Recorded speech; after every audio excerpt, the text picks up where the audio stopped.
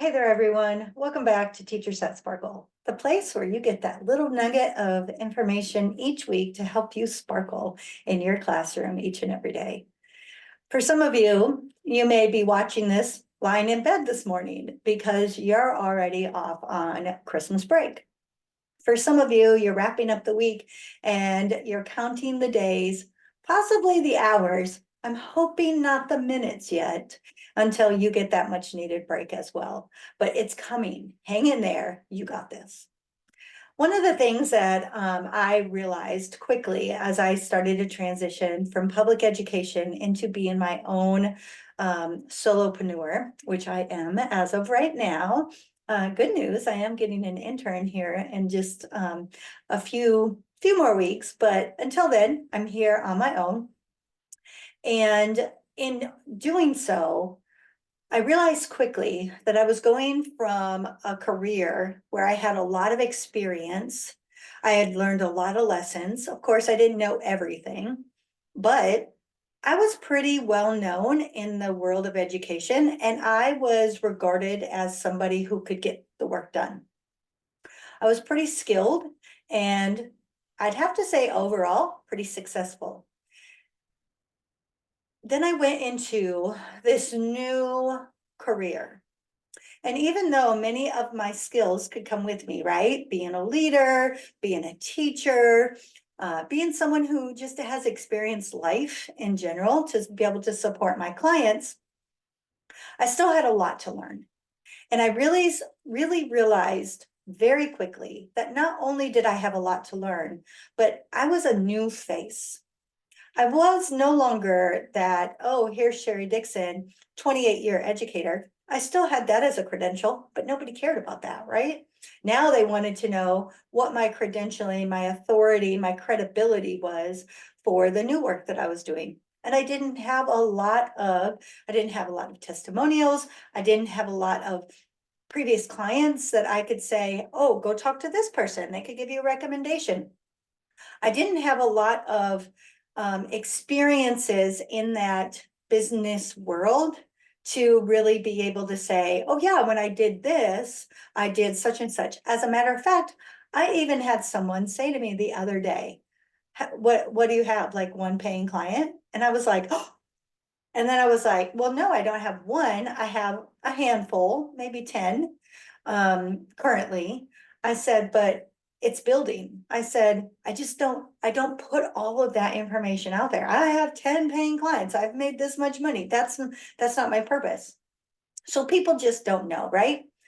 And it was hard. It was real hard. And I had to, number one, develop that grit and perseverance to be able to get through.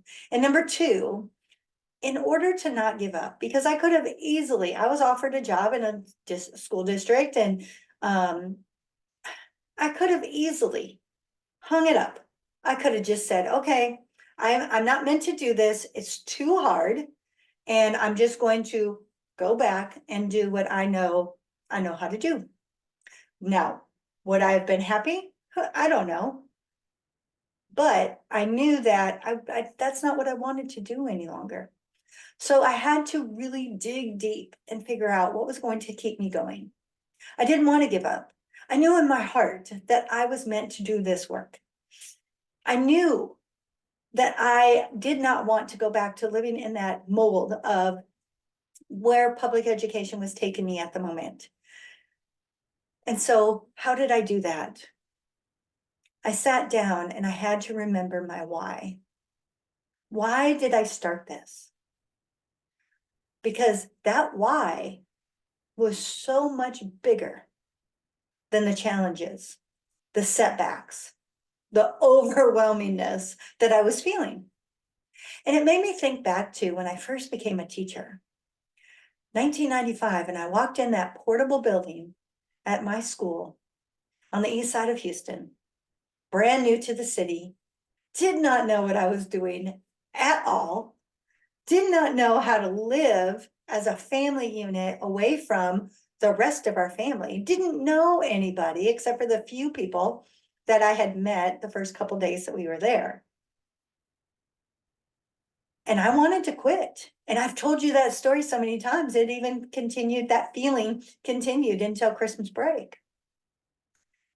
But what kept me going then was the same thing, remembering my why. Why did I decide to become a teacher? Why did I agree to come to Houston to teach? Why did I take on the position I took on my first year? And when I could get myself grounded in that why, both this past summer and 28 years ago, everything else seemed doable.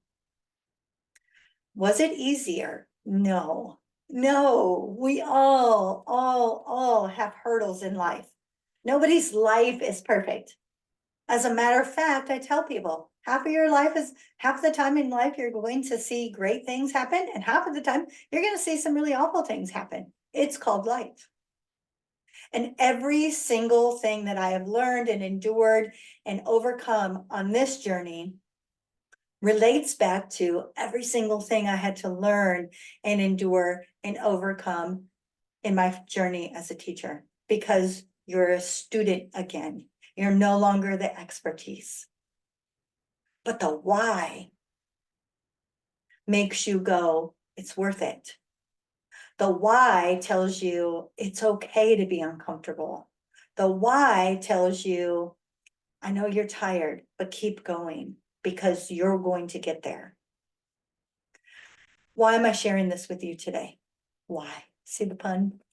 I'm sharing today because this is a hard time of the year. I have met with teachers for the past couple weeks in different settings, from different areas, in different conversations. And every person has said a similar phrase. I'm tired right now. I need the break right now. I'm overwhelmed right now. And as a matter of fact, I've heard a couple people say, I don't want to do this anymore. Now, I will never tell you to continue to do something that doesn't fit with your soul, with your heart, because your heart has to be in it. But I will tell you this. There was a reason you became a teacher. There was a reason you started the journey this school year. And even though you're tired right now, and even though you're overwhelmed, maybe if you sit down and reflect on that why, maybe the next few days, the next semester will be just a little bit better. Maybe you'll be able to realize that you can focus on the positives rather than dwell on the negatives. Now, I've been there, I've been through burnout, I've been through the tears, I've been through the phrases of, I don't want to do this anymore. So I get it. But there's just one little nugget to add to your toolbox of how you can make it through these next few days and do your very, very best. All right, y'all, there will not be a Teachers That Sparkle episode next week due to the holidays, but I will be back with a brand new episode on January 1st so that we can get ourselves back on track and ready to conquer that second semester of school, because I'm excited for the work that you're going to do, and I want to be able to keep you motivated to realize how much power you have and empower you to do the good work. All right, have a great holiday, and I will see you in a couple weeks right back here on Teachers That Sparkle.